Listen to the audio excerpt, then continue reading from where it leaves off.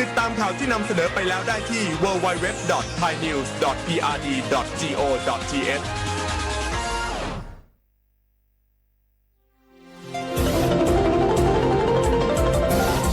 วิทยุแห่งประเทศไทยให้ความรู้คู่ความสุข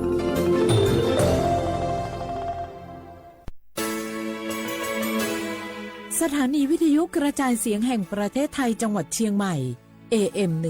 1476 กิโลเฮิรตซ์สถานีวิทยุภาคภาษาชาติพันธุ์แห่งเดียวในประเทศไทยที่มีความทันสมัยเชื่อถือได้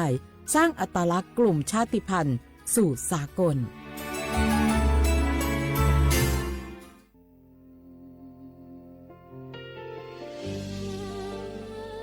พระเสด็จสู่แดนสวงไทยทั้งปวงน้อมสำนึกในพระมหากรุณาธิคุณตราบนิรันดร์ข้าพระพุทธเจ้าข้าราชการและเจ้าหน้าที่สถานีวิทยุกระจายเสียงแห่งประเทศไทยจังหวัดเชียงใหม่กรมประชาสัมพันธ์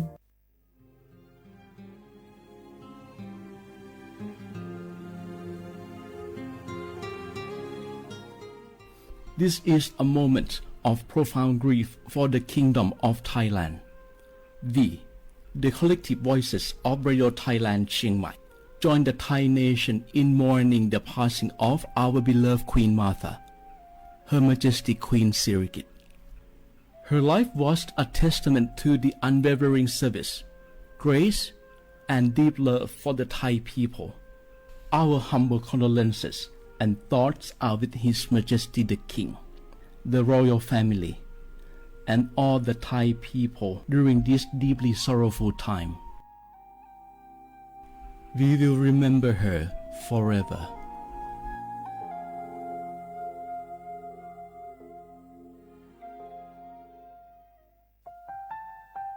วานูลิซูชีแท้มีคนแนวจามาอามุสานีมาอาคือทิลิสางโงวานูวัตซึมาอาคือแฟมากูวัตวมาทิลิชิควาลิปดูแท้มีคนแนวจามาวานูลิซูชิจาควาซาโวอามาคือตาโฮเลลทิลินีมาจาจานีมาทิลิซาจางโง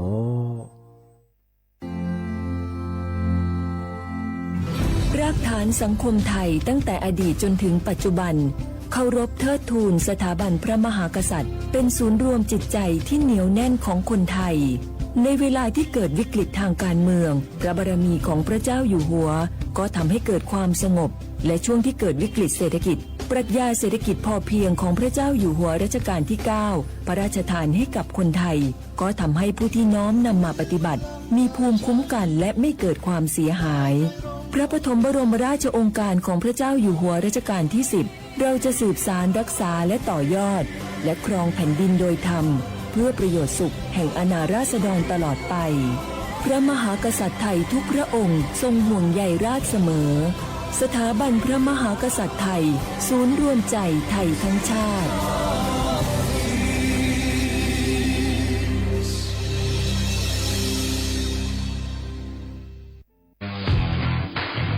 รัฐบาลไทยประกาศสงครามสแกมเมอร์รัฐบาลจึงได้ประกาศสงครามกับสแกมเมอร์ในฐานะที่สแกมเมอร์เป็นวาระแห่งชาติและในวันนี้ผมก็ได้ใช้โอกาสนี้มารายงานความคืบหน้าและเน้นย้ำถึงสิ่งที่เราต้องร่วมกันทำต่อไปรัฐบาลได้จัดตั้งคณะกรรมการอำนวยการป้องกันและปราบปรามอาชญากรรมทางเทคโนโลยีขึ้นมาโดยมีผมเป็นประธานด้วยตนเองเพื่อให้ทุกหน่วยงานทำงานไปในทิศทางเดียวกันเราได้มีการลงนามบันทึกความเข้าใจระหว่าง 15 หน่วยงานหลักทั้งภาครัฐและภาคเอกชนตลอดจนสถาบันการเงินเพื่ออุดช่องโหว่ทางการเงินและตัดเส้นทางเงินของกระบวนการอาชญากรรมเหล่านี้ให้สิ้นซากรวมพลังคนไทยต้านภัยสแกมเมอร์นายอนุทินชาญวีรกูลนายกรัฐมนตรี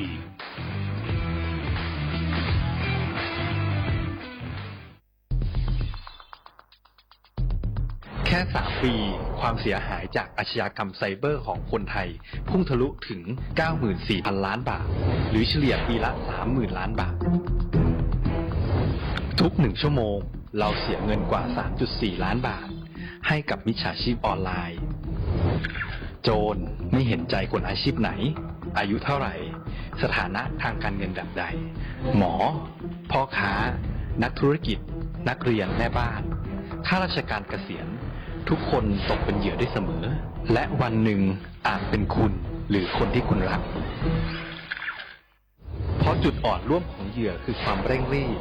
ขาดสติหรือแม้แต่บางครั้งก็เกิดความโลภจนเกินไป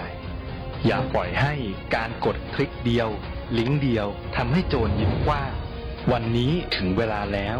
ที่คนไทยทุกคนจะต้องร่วมมือกันสร้างภูมิคุ้มกันอาชญากรรมไซเบอร์ช่วยกันหยุดก่อนที่ภัยไซเบอร์จะทำให้คนที่คุณรักและตัวคุณเองกลายเป็นเหยื่อ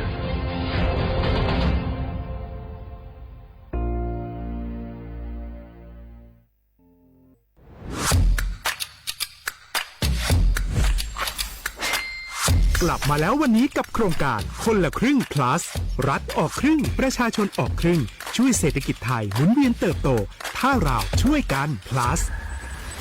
ต่อยอดให้เศรษฐกิจไทยเติบโตอย่างยั่งยืนด้วย5 plus plus ที่1เพิ่มช่วงอายุผู้เข้าร่วมโครงการจาก18ปีเป็น16ปี plus ที่2เพิ่มวงเงินใช้จ่ายจาก150 บาทเป็น200 บาทเพิ่มพลังซื้อของประชาชนเพื่อกระตุ้นการหมุนเวียนในระบบเศรษฐกิจฐานรากลดภาระค่าครองชีพ plus ที่3เพิ่มสิทธิพิเศษด้วยการดูแลผู้ที่อยู่ในระบบภาษีให้ได้รับสิทธิพิเศษมากขึ้นเพื่อสร้างแรงจูงใจให้ทุกคนร่วมอยู่ในระบบอย่างโปร่งใส plus ที่4เพิ่มโอกาสให้นิติบุคคลขนาดเล็กเข้าร่วมได้ให้ธุรกิจเติบโตเป็นกำลังสำคัญของเศรษฐกิจไทย plus ที่5เพิ่มทักษะใหม่เพื่อพัฒนาให้ร้านค้านำความรู้ใหม่ๆมาช่วยเพิ่มยอดขายลดต้นทุนเรียนรู้เติบโตและปรับตัวไปกับเทคโนโลยีใหม่เพื่อสร้างเศรษฐกิจที่แข็งแกร่งจากคนละครึ่งสู่คนละครึ่ง plus ไม่ว่าจะสั่งข้าวคนละจานชาเขียวคนละแก้วขนมเค้กคนละชิ้นหรือหลายๆชิ้นก็ใช้ส่วนลดได้ทันทีสูงสุดวันละ200 บาทแถมใช้กับฟู้ดเดลิเวอรี่ก็ยังได้สำหรับประชาชนไทยอายุ16ปีเป็นต้นไปสมัครรับสิทธิ์ผ่านแอปพลิเคชันเป๋าตังวันที่ 20-26 ตุลาคม 2568 สำหรับร้านค้าที่สนใจร่วมโครงการสมัครได้ผ่านแอปถุงเงินวันที่ 15 ตุลาคมถึง 19 ธันวาคม 2568 แล้วเตรียมพร้อมรับลูกค้าจากทั่วประเทศเพราะนี่คือโครงการที่คนไทยทุกคนช่วยกัน plus เพื่อให้เศรษฐกิจไทยโตไปพร้อมกันโครงการคนละครึ่ง plus ดำเนินการภายใต้เป้าหมายที่ชัดเจนของรัฐบาลในความต้องการกระตุ้นเศรษฐกิจลดภาระค่าครองชีพให้ประชาชนและยกระดับศักยภาพผู้ประกอบการไทยให้พร้อมในยุคดิจิทัลโดยยังคงยึดหลักความโปร่งใสตรวจสอบได้และป้องกันการใช้สิทธิที่ผิดวัตถุประสงค์คนละครึ่ง plus เพิ่มพลังเศรษฐกิจไทยพร้อมโตไปด้วยกัน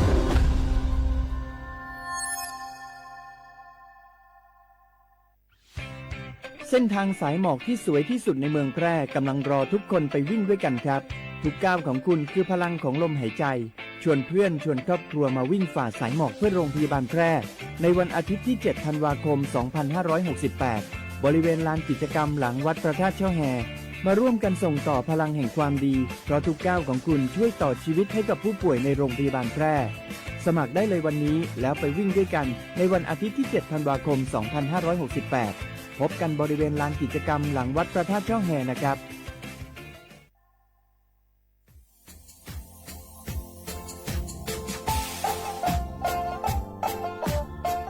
น่าถึงมาปีมาซึ่งจีนชมังโงมันยาคณะรัฐมนตรีไงมีมติยามกว่าอยู่หัวมองเมื่อเหือนยากุลาเสือหาหนีซึกุยังไงยิ่งคงอยู่ตรงว่ายาโฉดซื้อฉีกว่ายาเบรมองเมื่อเหือแก้ไขปัญหาไงสถานะอาทิตย์เหือสัญชาติไงเอาถ้าเป็นคนเนี่ยว่าจ่าสุงไงอธิบายที่ยากคมหมายถือว่าเบรมองเมื่อเหือไงมาตราที่17ไงแห่งพระราชบัญญัติคนเข้าเมืองไงพอสองงมันอยากให้คนอยากให้หนีตัวงานหนีซึ่งหนีกว่าไงเท่าว่าถ้ามีคนเนี่ยว่าดูแลโซอาทิตย์เหือมือจ่าจางงบัญญัติไงอาทิตย์เนี่ยว่ามีทะเบียนประวัติเหือถูกต้องอยู่ไง อธิบายว่าสารว่ายื่อขอสถานะไงคนต่างด้าวเข้าเมืองโดยชอบด้วยกฎหมายที่ดียินหน้าบุรุษงาที่ยัตยากฎหมายถือว่าบรรมประเฮงไงมาตราที่7ทวีไงแห่งพระราชบัญญัติไงสัญชาติยึดขวงงบเฮพศยังไง2508ไงเอาถ้ามีคนได้ว่าเฮตาซุงโงไม่ยังไงที่ยังเฮอาบามันก็จะเฮอามาไงเอาว่า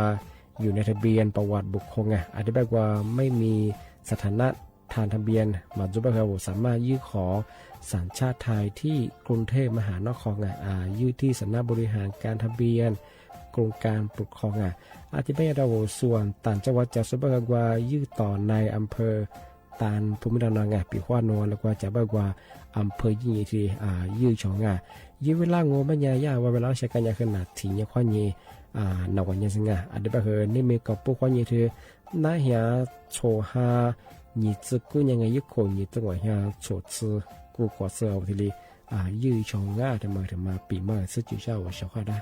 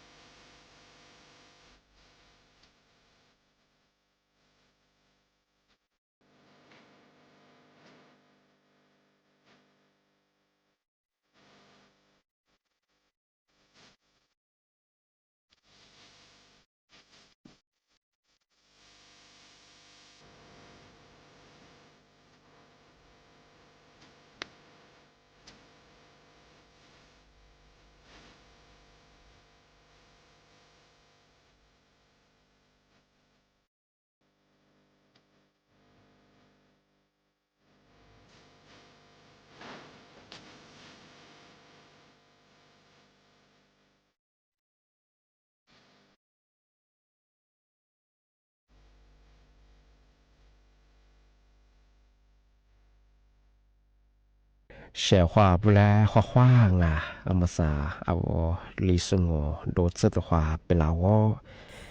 เอาลิซุงโอปากกากุงโอไม่ยาทาจิ้มหมายสถานีวิทยุกระจายเสียงแห่งประเทศไทยจังหวัดเชียงใหม่ว่าโดจะในไปเหตุสวมมุขวานีเจมูติขวาโดที่โมลองไม่ยาหนีมุขวานีสามโมติขวาด้วยที่ยังมันเหยียดขวานโดยจะนาที่เหยียดขวานเหยียดหนาเหยียดซึ่ง เอาวิทยุว่ามือจำมังก็ไม่ยังเคยยี่ระบบยา AM ยี่ครึ่งความถี่งบเฮติโตลี่ฮาสิจืโชเฮกว่าโจญาดอลลาร์อาทินทาวระบบไลฟ์สดจวงอ่ะ Facebook ยี่เพงงบเฮสวทเชียงใหม่ AM 1476กิโลควอติเลบูญาเฮเอติเลดอลลาร์งงา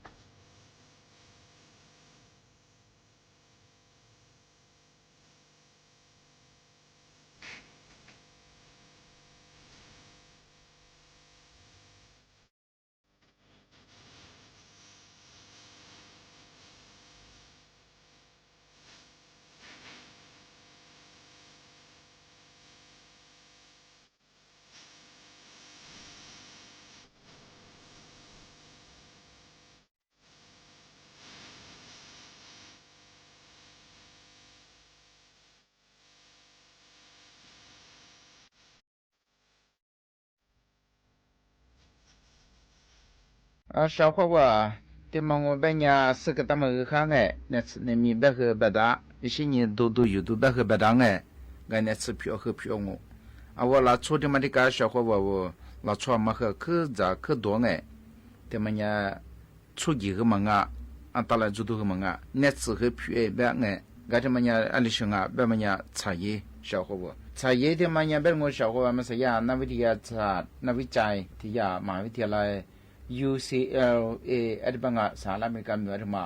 สู้สิ่งนี้ตัวนี้ฝรั่งมั้งเราช่วยไปชาที่แสนกูมืองัวตัวมาละ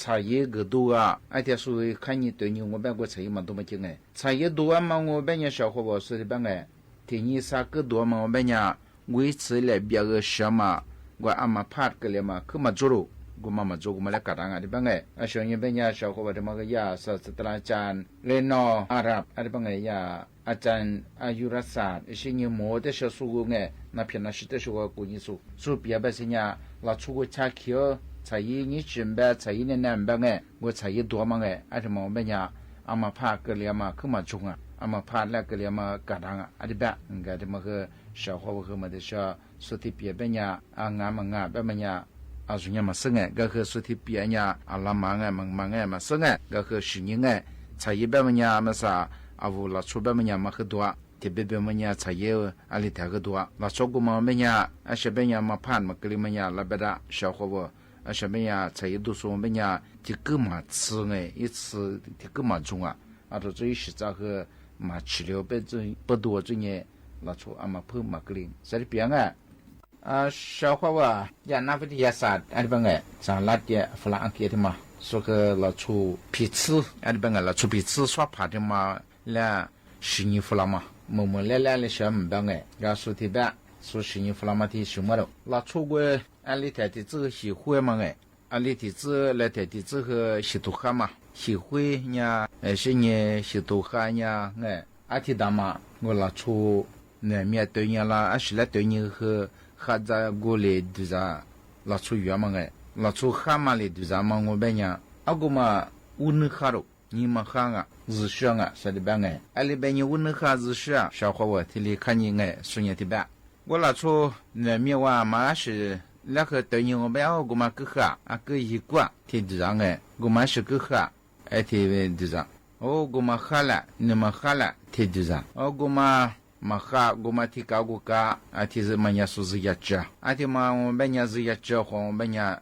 的啥4多，两百年你们啥，我拿出每天嘛来哈是都我们呀，啊小哈是都我们呀。一年嘛俩，一年嘛和别讲啊，那出个年嘛别嘛，我们呀喜欢啊，个俺那小木到就和别一拿过，哎，而且嘛我们呀那么做了，偏嘛做，那偏那是那偏嘛做，说的办哎，你嘛吃过嘛做，那点嘛呀日上啊，说的办，啊我那出小伙伴做看你，我可的咋，啊小和吃多的的咋嘛，我那出吃啥的嘛，我们呀对你嘛那么偏和别当哎，啊个那么去。那出海地的我，就是啥了嘛？你嘛苦过嘛？也嘛表，你嘛对我们呀热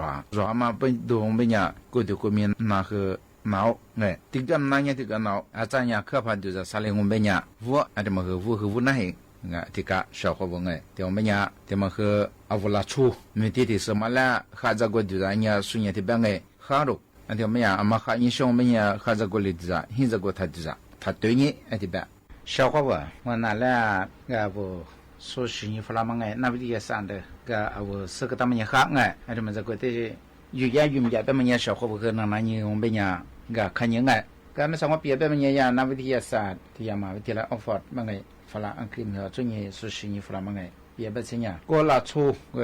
黄马杂志，还这么说是你弗拉嘛对你我们呀，我那边的，还里边别小伙那应该，个么说呀，阿啥什么头拿出。初次提过做还吃食过嘛，提下食物嘛，可能是也是你对我们人哎，因为让我过，我话嘛在说我们呀，个提搞到小伙伴，我能嘛看啊，阿里边我能别的话嘛怎么哎，我能别啊，啊说们呀，我呀维他命 B12吧嘛，过的话啊可嘛重啊，喜欢呢，可嘛重啊，我话嘛在说那个，啊到这呢我能嘛看啊，我能别啊，结果话在说我们呀维他命啊个嘛重啊，维他命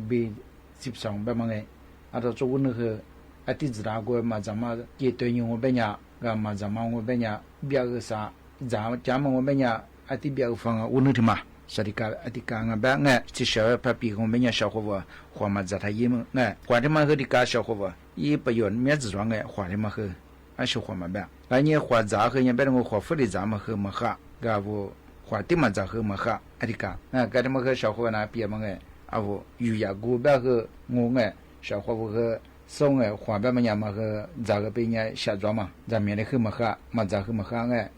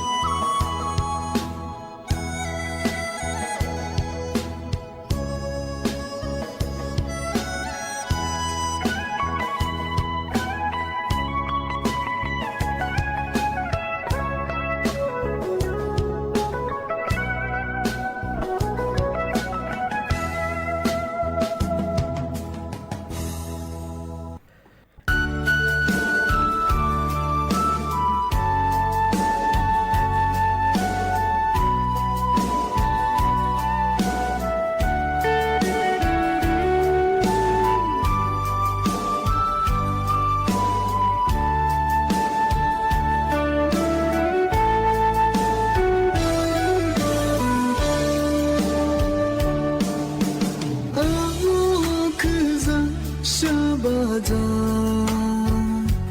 真这次努力我冇嘛得，别的冇嘿你别顾不到，可我路线路的河，是这的路我去走，是那步苦啊。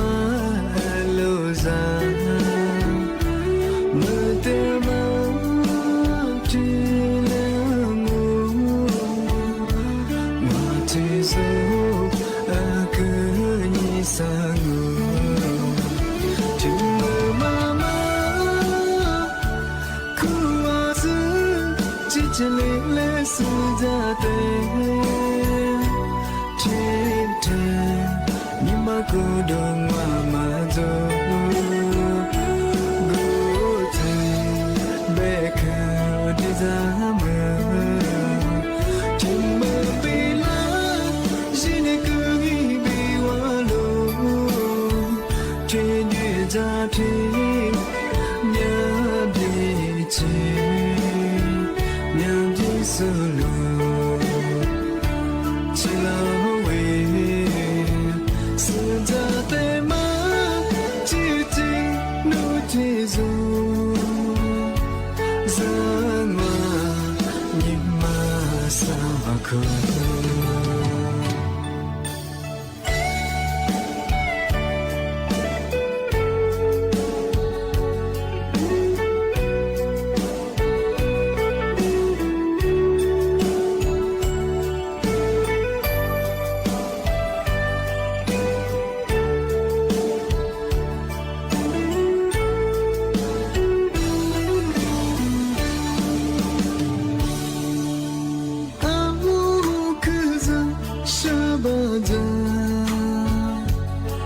这次努力我冇嘛得，别的冇给你别顾不到，可我路线路的河，是这的路我去走，是那步苦啊路上。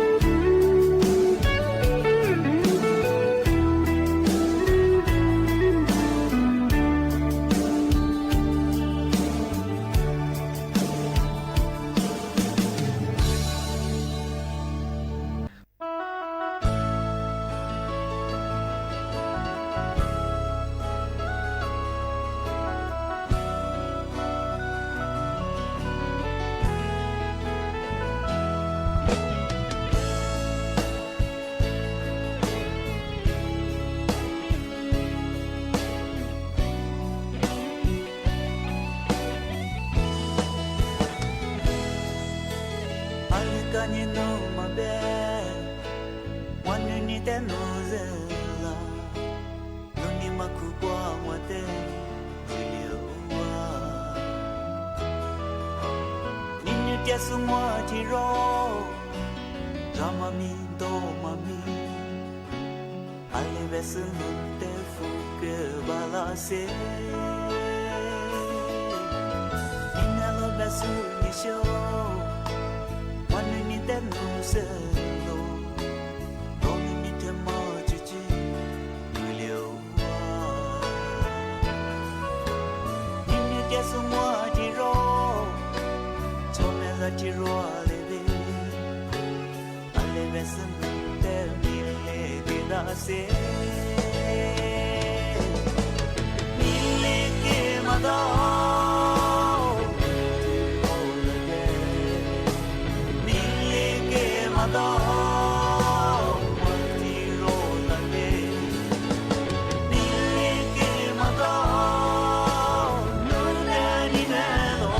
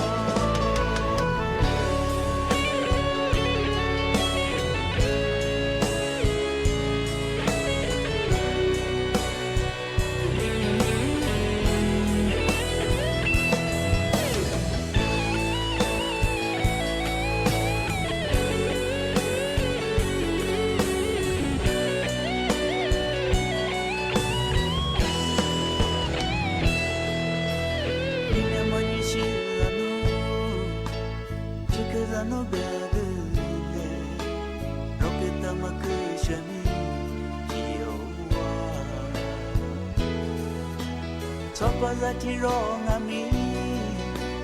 Yani jati lalo Ale besenu te mille gedase Mille ke madao Tiro lale Mille ke madao Tiro lale Mille ke madao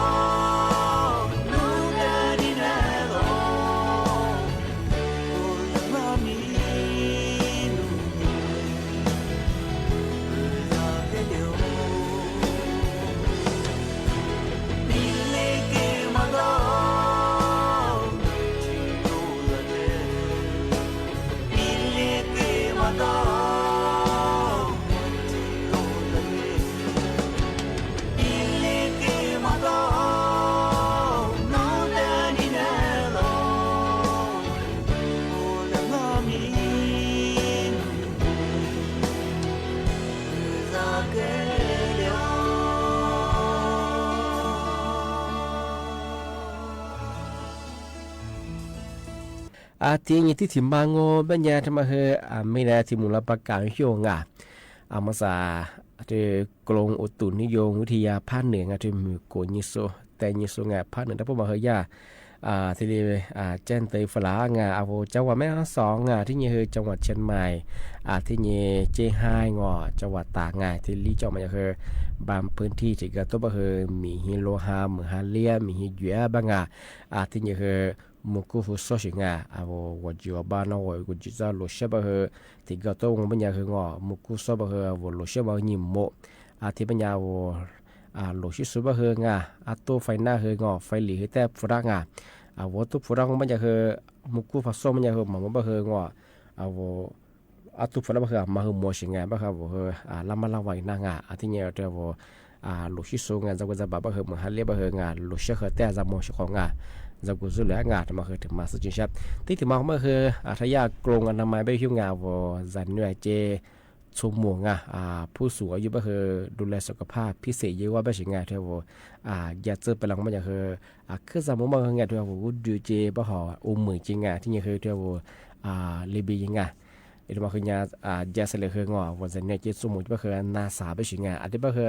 สักไฟตั้งงบไปยังคืองาไปชิมมันเซอร์ที่ถูกกว่างอันนี้คือจะเป็นที่จะเจอเนี่ยตัวลองไปยังคือว่า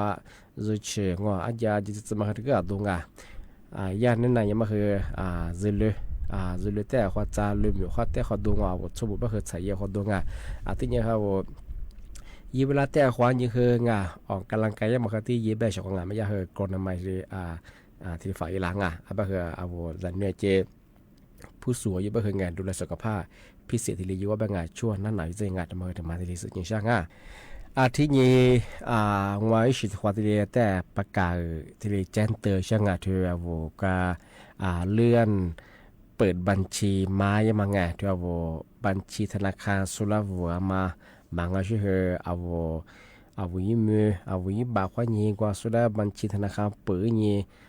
ที่เรียฟูบป้ามังทำไมมันยังคือเมียชิมคือที่เรียปีมากจังงานก็คือว่าสิทธิ์ความที่แจ้งเตือนยังมาคือยิ่งดูที่เรียเป็นราชิงเอาว่าจุดสุดว่าคือติดกระทวนจะคือลามาโตก็โซเอาละฟูบที่ตรงว่าอย่างคือยีบัญชียี่เปิดยังมาคือไงที่เรียเปิดสูดจั่วไปชิงกูถือมันยังคือมาซื้อเสียงว่ามาพิกฎหมายมาชงที่บ้านไม่ชงปีว่ามาเวลาฟูบที่ตัวว่าเฮียกาสัตว์กาว่าคืองบัญชีเปิดจะคือถับเปิดที่นี่คือนุบัญชีตัวมาคือสุราฟูมาไทยยังที่มาคือพิกฎหมายยังปีว่าสุพรรณเมืองเลี้ยงมันยาจำคุบสาวขบแบงฟูบคือสาวแสโคจางที่นี่ที่ว่ายุควาสูมันจะคือนี่ขบข้อยิงขบแบผู้ว่าคือนี่แสข้อยิงว่าเสษโคจาชงไม่คือมาจุฬาบัญชีสุราเปิดก็คือสุดท้ายบัญชีมันว่ายาคือเลยยิสูได้ตัวฟูใจเฉยที่บ้านคือเลยยิสูบ้านคือที่ว่าบัญชีข้อยิงยาฟ้องเงินยังมางผู้บ่าวสู้บ่าวว่าคือที่เรามาทำโอเกินบัญชีโอเกินเฉยบ้านคือยาบัญชีมาอยู่บัญชีเยอะเฉยบัญชีมาทำงานที่บ้านคือจ้าสุตันโนพันยามันเลยบ้านคือสุดตัวสอยบ้านคือบัญชีมาเอามาบัญชีบ้านคือนี่แหละชัวร์ละเฉยๆที่บ้านคือมาผิดกฎหมายถ้ายังส่วนบางก็มาจุฬาชงพันยามันเลยบ้านคือสาวขบบิวผู้บ่าวคือสาวแสกโคจางที่บ้านคือมาคือที่ตัวตัวนี้ประกาศแจ้งเตือนยังสุดแพ้ชงก็ได้ปีมาชงที่บ้านมันยังนี่เนี่ยคือชงก็ได้ปีมาที่เลี้ยงจงที่บ้านคือจ้าที่มุนนี่มั่วควานี่สามมั่วคือตัวมันแหลกควาชงที่ไหนบ้านคือลิสต์ประกาศกุบัตจิ้มหมายสถานีวิทยุกระจายเสียงแห่งประเทศไทยจังหวัดเชียงใหม่ยิ่มมือชายี่ระบุท่าวิธีเบอร์ยี่ระบุAM ยี่ความถี่เบอร์ที่ตุลิยาฉีดสุดๆให้กดดูยาอาทิตย์ท่าระบบไลฟ์สดเบอร์ยี่เพจเบอร์สวทเชียงใหม่ AM 1476กิโลเฮิรตซ์ตัวอย่างของอาทิตย์แบบมันยังคือมือสั่งคือพันเหนือเบอร์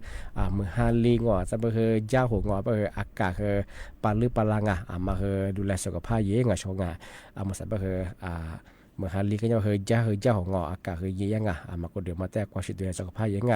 ที่ปัญญาจ้าสมุนลังนี่มั่วควานี่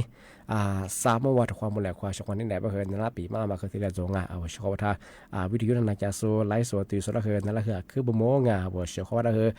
จุดชีจอมาผู้ชายชีจอความยาวจริงน่าจะเป็นการทำตัวจริงที่นี่ก็ที่นี่เขิดด้วยแล้วก็เยอ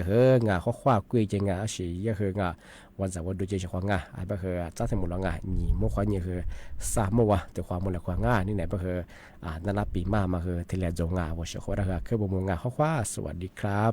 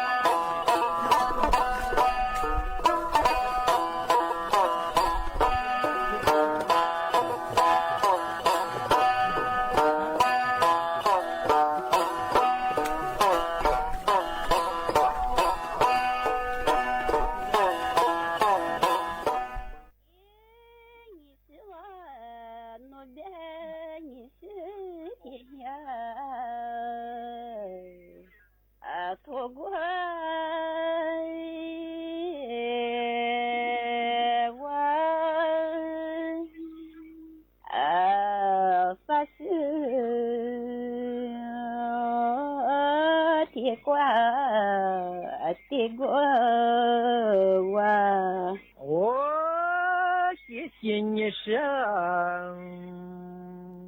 你我和我仨妻子过一肚子来活，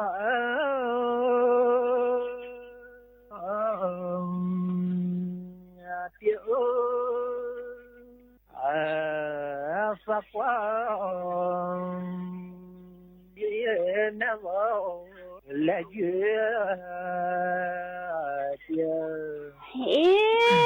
你是我那边三千子块都是两块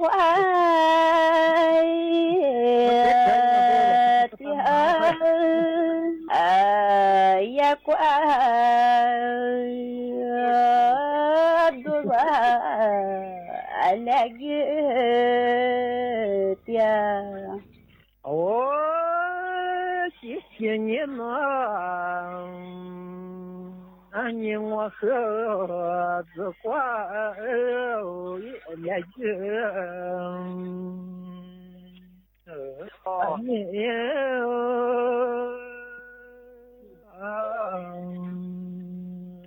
子花两个的毛三样子，那边呢，我的是两块的毛，三样子，两个。的嘛，三样子。谢谢你呢，你和三年我的多，也别走。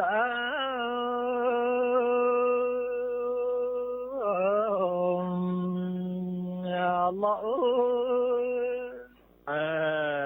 三样也的苗多结了。你是我那边三年的多，别在。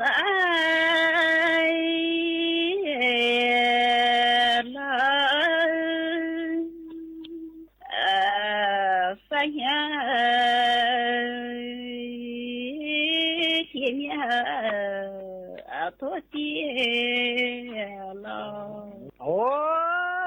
谢谢你生，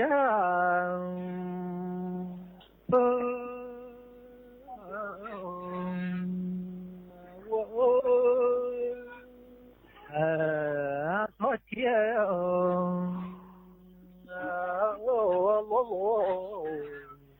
撒谎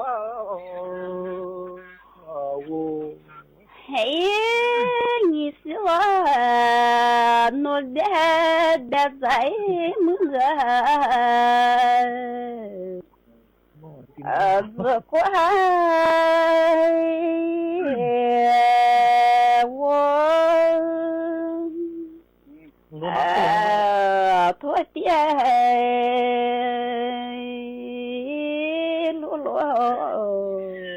也怪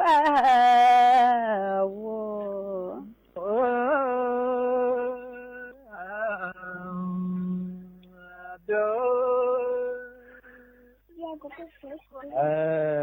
也讲我们呀的。我 dena zati wa beza zaki ya ko amazoi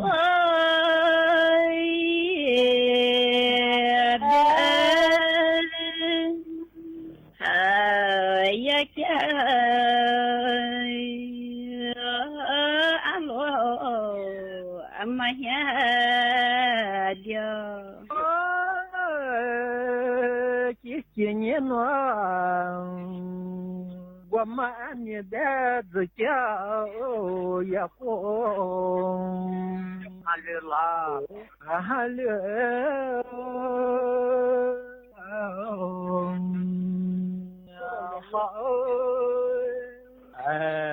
я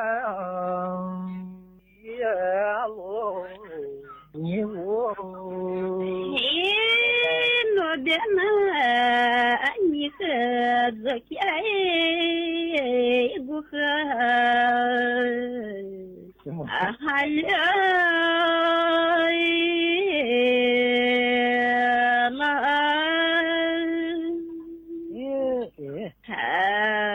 ya kya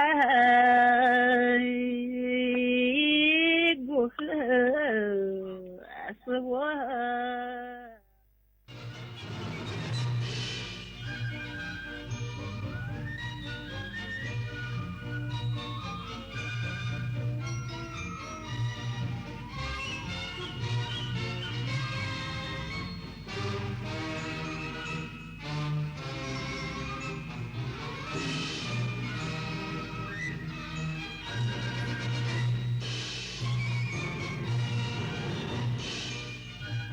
ที่นี่สถานีวิทยุกระจายเสียงแห่งประเทศไทยต่อไปเสนอข่าวซึ่งมีหัวข้อข่าวดังนี้รัฐบาลยืนยันผู้นำสหรัฐและมาเลเซียเข้าใจสถานการณ์ชายแดนไทยกัมพูชาโดยที่การเจรจาภาษีไม่เกี่ยวข้องกับเหตุการณ์ชายแดนกองทัพบกขอความร่วมมือประชาชนและกำลังพลงดเผยแพร่ข้อมูลปฏิบัติการทางทหารเพื่อป้องกันการนำข้อมูลไปเชื่อมโยงกระทบต่อความมั่นคงของประเทศกองทัพรัสเซียสามารถยึดหมู่บ้าน2 แห่งในแคว้นซาปอริเซียทางตะวันออกเฉียงใต้ของยูเครนได้สำเร็จศึกแบดมินตันเวิลด์ทัวร์คุมาโมโตะมาสเตอร์เจแปนที่ประเทศญี่ปุ่นนักแบดมินตันไทยคว้าแชมป์ได้ทั้งหญิงเดี่ยวและคู่ผสมต่อไปเป็นรายละเอียดของข่าวพระบาทสมเด็จพระเจ้าอยู่หัวและสมเด็จพระนางเจ้าพระบรมราชินีเสด็จพระราชดำเนินไปทอดพระเนตรศูนย์พัฒนาเทคโนโลยีและทรัพยากรด้านการศึกษาวันนี้เวลา 11:06 น.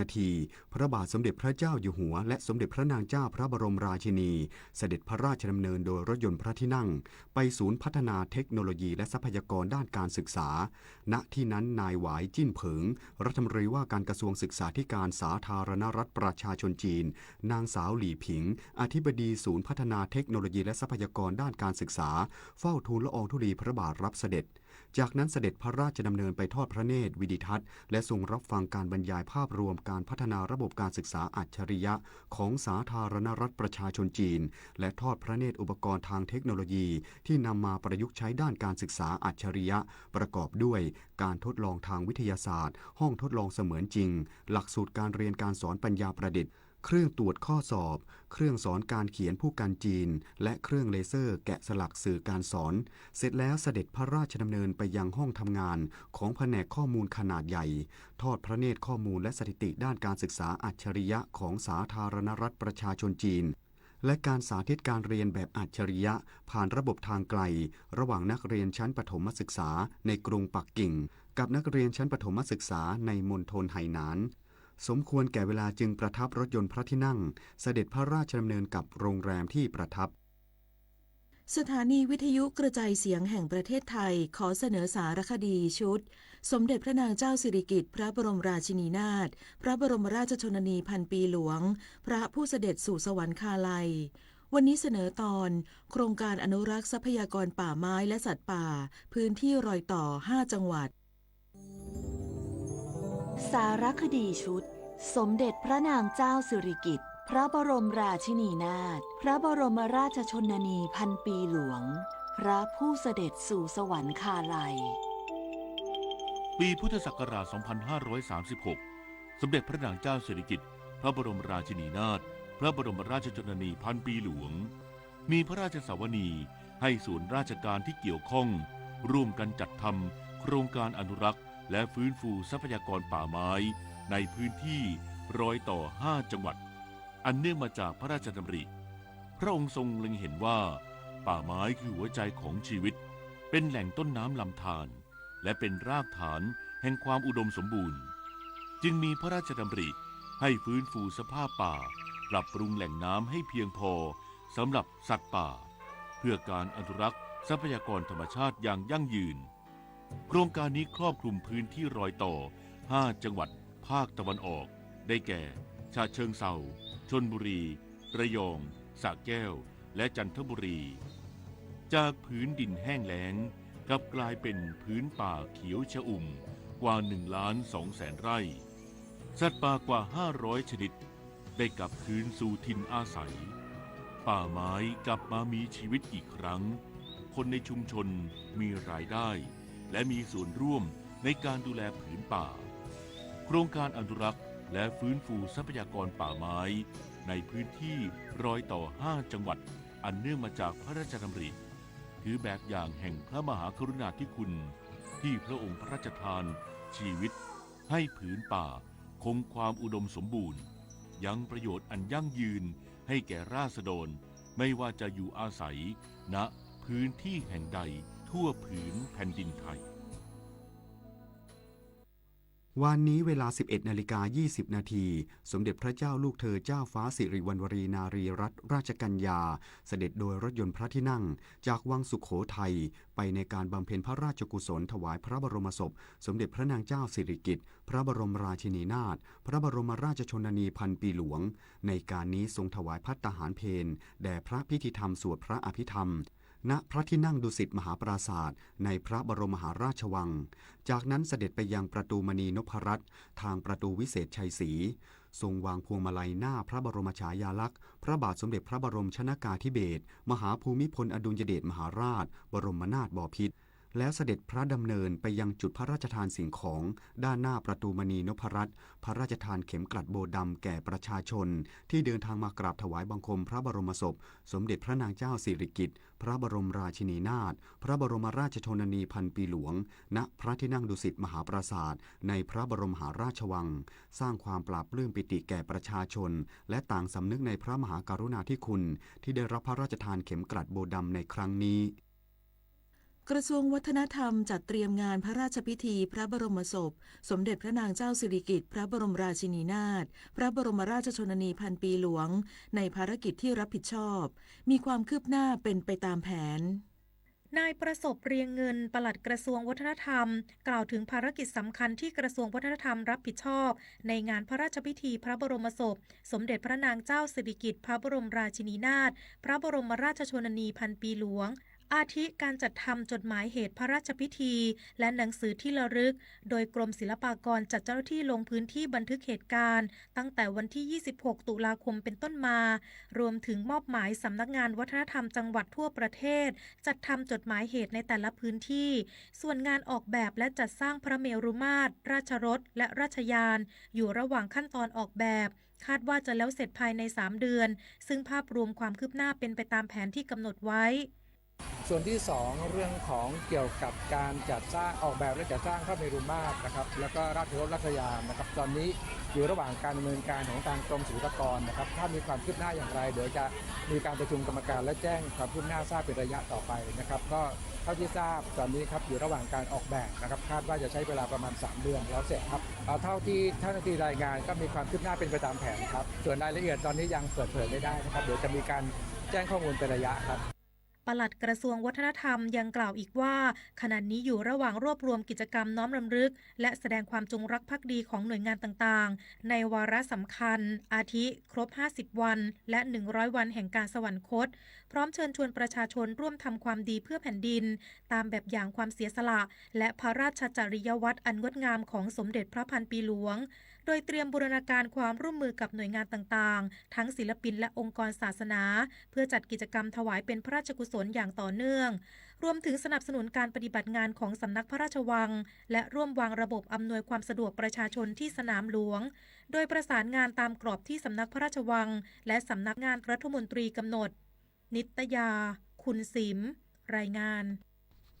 กรมการขนส่งทางบกอำนวยความสะดวกการเดินทางของประชาชนเพื่อเข้าร่วมถวายสักการะพระบรมศพสมเด็จพระนางเจ้าสิริกิติ์พระบรมราชินีนาถพระบรมราชชนนีพันปีหลวง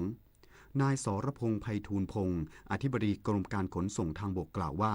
กรมการขนส่งทางบกรับข้อสั่งการของรัฐบาลและกระทรวงคมนาคมในการอำนวยความสะดวกการเดินทางของประชาชนเพื่อเข้าร่วมถวายสักการะพระบรมศพสมเด็จพระนางเจ้าสิริกิติ์พระบรมราชินีนาถพระบรมราชชนนีพันปีหลวงโดยสั่งการให้สำนักงานขนส่งจังหวัดประสานข้อมูลหน่วยงานที่รับผิดชอบในการจัดหารถโดยสารสาธารณะที่จะนำมาให้บริการรับส่งประชาชนเดินทางเข้ากรุงเทพมหานครเพื่อให้เกิดความมั่นใจว่ารถมีความมั่นคงแข็งแรงปลอดภัยและมีสภาพความพร้อมในการให้บริการวางแผนการเดินทางตามเส้นทางที่มุ่งหน้าสู่ท้องสนามหลวงหลีกเลี่ยงเส้นทางที่มีความเสี่ยงต่อการเกิดอุบัติเหตุดำเนินการจัดประชุมอบรมพนักงานขับรถพนักงานประจำรถโดยปฏิบัติตามข้อกำหนดว่าด้วยความปลอดภัยในการขนส่งอย่างเคร่งครัดและพนักงานประจำรถต้องให้คำแนะนำกับผู้โดยสารให้รับทราบวิธีการใช้อุปกรณ์ด้านความปลอดภัยของรถอย่างครบถ้วนโฆษกประจำสำนักนายกรัฐมนตรียืนยันว่าผู้นำสหรัฐและมาเลเซียเข้าใจสถานการณ์ชายแดนไทยกัมพูชาโดยที่การเจรจาภาษีไม่เกี่ยวข้องกับเหตุการณ์ชายแดนและเตรียมแถลงเกี่ยวกับการรับมือภาษีสหรัฐในวันนี้นายสิริพงษ์อังคสกุลเกียรติโฆษกประจำสำนักนายกรัฐมนตรีกล่าวถึงกรณีที่หลายฝ่ายกังวลว่าการระงับปฏิญญา Joint Declaration ไทยกัมพูชาส่งผลกระทบต่อการเจรจาภาษีสหรัฐว่าสหรัฐอเมริกาและมาเลเซียที่เป็นผู้สังเกตการและสักขีพยานการทำปฏิญญาในการจะนำประเทศไทยและกัมพูชาไปสู่สันติภาพซึ่งเรื่องแรกผู้แทนการค้าสหรัฐหรือ USTR ได้ส่งหนังสือมาขอให้ระงับการเจรจาเรื่องภาษีไว้ก่อนจนกว่าสถานการณ์จะดีขึ้นหลังจากนั้นนายกรัฐมนตรีได้พูดคุยกับประธานาธิบดีสหรัฐอเมริกาพร้อมให้เหตุผลว่าผู้ที่ทำผิดปฏิญญาไม่ใช่ประเทศไทยแต่เป็นกัมพูชาที่ละเมิดข้อตกลงมาวางทุ่นระเบิดเท่ากับผิดข้อตกลงในข้อที่2ซึ่งประเทศไทยยอมเรื่องนี้ไม่ได้พร้อมย้ำว่าไทยจะขอเดินหน้าตามแนวทางสันติวิธีโดยจะเดินหน้าต่อได้ก็ต่อเมื่อกัมพูชาแสดงความจริงใจอาทิออกมารับผิดและขอโทษกับญาติของผู้เสียหายรวมถึงคนไทยอย่างจริงใจและต้องดำเนินการป้องกันไม่ให้เกิดสถานการณ์เช่นนี้อีกทั้งเรื่องการให้ความร่วมมือเก็บกู้ทุ่นระเบิดและเมื่อประธานาธิบดีสหรัฐอเมริกาได้ฟังเหตุผลจากนายกรัฐมนตรีก็เข้าใจและเมื่อคืนวานนี้นายกรัฐมนตรีได้โพสต์ Facebook อีกว่านายอันวาอิบราฮิมนายกรัฐมนตรีมาเลเซียได้พูดคุยกับนายโดนัลด์ทรัมป์ว่ามีความเข้าใจเรื่องนี้แล้วและในส่วนของเรื่องภาษีสหรัฐอเมริกาก็ยังมีการเดินหน้าเจรจาต่อไปแยกออกจากเรื่องการจัดการปัญหาชายแดน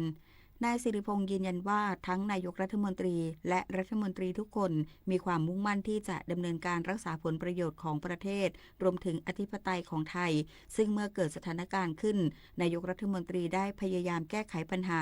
ซึ่งนายกรัฐมนตรียืนยันว่าจะแก้ปัญหาให้ดีที่สุดโดยมีแผนดำเนินการอยู่แล้วและได้รับการยืนยันว่าทั้งมาเลเซียและสหรัฐอเมริกาเข้าใจตรงกันแล้วสำหรับในวันนี้กระทรวงกลาโหมจะประชุมเสนอแผนดำเนินการใหม่ที่จะนำมาจัดการกับปัญหาชายแดนไทยกัมพูชา6ข้อและจะแถลงรายละเอียดว่ามีความแตกต่างจาก4แนวทางแรกอย่างไรรวมถึงการดำเนินการเกี่ยวกับภาษีสหรัฐที่ตึกสันติไมตรีทำเนียบรัฐบาลนพศรแก้วคำรายงานกองทัพบกขอความร่วมมือประชาชนและกำลังพลงดเผยแพร่ข้อมูลปฏิบัติการทางทหารเพื่อป้องกันการนำข้อมูลไปเชื่อมโยงกระทบต่อความปลอดภัยของกำลังพลแนวหน้าและความมั่นคงของประเทศ Facebook Fanpage ศูนย์ประชาสัมพันธ์กองทัพภาคที่ 2 เผยแพร่ประกาศว่ากองทัพบกขอความร่วมมือประชาชนรวมถึงกำลังพลทุกนายงดเผยแพร่ภาพหรือข้อมูลที่เกี่ยวกับการปฏิบัติการทางทหาร เพื่อป้องกันไม่ให้ข้อมูลสำคัญถูกนำไปวิเคราะห์ต่อยอดจนส่งผลกระทบต่อความปลอดภัยของทหารในพื้นที่และความมั่นคงของประเทศโดยให้กำลังพลทุกระดับชั้นยึดถือหลักปฏิบัติ Operation Security ในระดับสูงสุดห้ามเผยแพร่ข้อมูลยุทโธปกรณ์แผนปฏิบัติวิธีปฏิบัติหรือการเคลื่อนย้ายกำลังและห้ามถ่ายภาพที่มีพิกัด GPSหรือภาพที่เปิดเผยตำแหน่งที่ตั้งทางยุทธการพร้อมระบุว่าแม้ข้อมูลบางอย่างอาจไม่ใช่ความลับแต่เมื่อนำไปรวมกับข้อมูลอื่นก็อาจกลายเป็นภาพรวมยุทธการที่ฝ่ายตรงข้ามสามารถใช้ต่อรองหรือโจมตีได้ทันทีจึงขอให้ใช้โซเชียลมีเดียอย่างระมัดระวังเพื่อความปลอดภัยของกำลังพลแนวหน้ากองทุนเงินให้กู้ยืมเพื่อการศึกษาหรือกยศ.เตรียมออกหมายบังคับคดีผู้กู้ยืมเงินที่ถูกฟ้องร้องดำเนินคดีปี 2559 และยังชำระหนี้ไม่เสร็จสิ้นตามคำพิพากษาจำนวนกว่า 100,000 รายให้ชำระปิดบัญชีหรือปรับโครงสร้างหนี้ออนไลน์ภายในเดือนธันวาคมนี้นางสาวนันทวรรณวงศ์ขจรกิติผู้จัดการกองทุนเงินให้กู้ยืมเพื่อการศึกษาเปิดเผยว่าจากการที่กยศ.ได้ดำเนินการฟ้องร้องดำเนินคดีผู้กู้ยืมเงินที่ค้างชำระหนี้ในปี 2559 และศาลได้พิพากษาให้ชำระหนี้แล้วจำนวนกว่า 100,000 รายโดยขณะนี้ผู้กู้ยืมเงินกลุ่มดังกล่าวยังไม่ได้ชำระหนี้ให้เสร็จสิ้นตามคำพิพากษาซึ่งก่อนหน้านี้กยศ.ได้มีการแจ้งให้ผู้กู้ยืมเงินและผู้ค้ำประกันทราบทั้งทางจดหมายทางโทรศัพท์และได้ดำเนินการตามขั้นตอนการติดตามหนี้มาโดยตลอดแต่ผู้กู้ยืมเงินก็ยังไม่ชำระหนี้ตามคำพิพากษาของศาลหรือไม่ได้มีการติดต่อกลับมายังกยศ.และระยะเวลาได้ล่วงเลยมา9 ปีแล้วกยศ.จึงจำเป็นต้องดำเนินการตามกฎหมายโดยเตรียมออกหมายบังคับคดีผู้กู้ยืมเงินกลุ่มดังกล่าวซึ่งหากผู้กู้ยืมเงินไม่ต้องการให้กยศ.ดำเนินการบังคับคดีตามกฎหมายโดยการยึดหรืออายัดทรัพย์สินของผู้กู้ยืมเงินและหรือผู้ค้ำประกันขอให้ผู้กู้ยืมเงินชำระหนี้ปิดบัญชีตามยอดหนี้ที่ปรากฏในแอปกยศคอนเน็กหรือหากผู้กู้ยืมเงินไม่สามารถชำระหนี้ปิดบัญชีตามคำพิพากษาได้สามารถเข้าทำสัญญาปรับโครงสร้างหนี้ออนไลน์ได้ที่เว็บไซต์ www.studentloan.or.th ภายในเดือนธันวาคมนี้วันนี้มูลนิธิแพทย์อาสาสมเด็จพระศรีนครินทราบรมราชชนนีหรือพอสวหน่วยทันตกรรมเคลื่อนที่เพื่อประชาชนด้อยโอกาสในเขตท้องถิ่นทุรกันดารออกให้บริการประชาชนในพื้นที่ที่จังหวัดตากที่หมู่ 5 ศูนย์การเรียนชุมชนชาวไทยภูเขาแม่ฟ้าหลวงบ้านทีเจอหล่อคีตำบลแม่ละอำเภอท่าสองยางจังหวัดตากที่หมู่ 4 ศูนย์การเรียนชุมชนชาวไทยภูเขาแม่ฟ้าหลวงบ้านชุมชนห้วยนกกกตำบลแม่ละอำเภอท่าสองยางจึงขอเชิญชวนประชาชนในพื้นที่ดังกล่าวไปรับบริการโดยไม่เสียค่าใช้จ่ายใดแสนอาลัยสมเด็จพระพันปีหลวงไทยทั้งปวงหมองหม่นก่นร่ำให้พระผู้เสด็จสู่ฟ้าสวรรคาลัยแนบดวงใจตามพระบาททุกชาติภพปวงประชาน้อมสำนึกในพระมหากรุณาธิคุณเป็นล้นพ้นอันหาที่สุดมิได้ข้าพระพุทธเจ้าคณะผู้บริหารข้าราชการและเจ้าหน้าที่สถานีวิทยุกระจายเสียงแห่งประเทศไทยกรมประชาสัมพันธ์ขอเชิญประสบกนิกรชาวไทยร่วมน้อมรำลึกในพระมหากรุณาธิคุณในงานเฉลิมพระเกียรติสมเด็จพระเจ้าพักคินีเธอเจ้าฟ้าเพชรรัตนราชสุดาสิริโสภาพันนวดีเนื่องในโอกาสวันประสูติครบ100 ปี24 พฤศจิกายน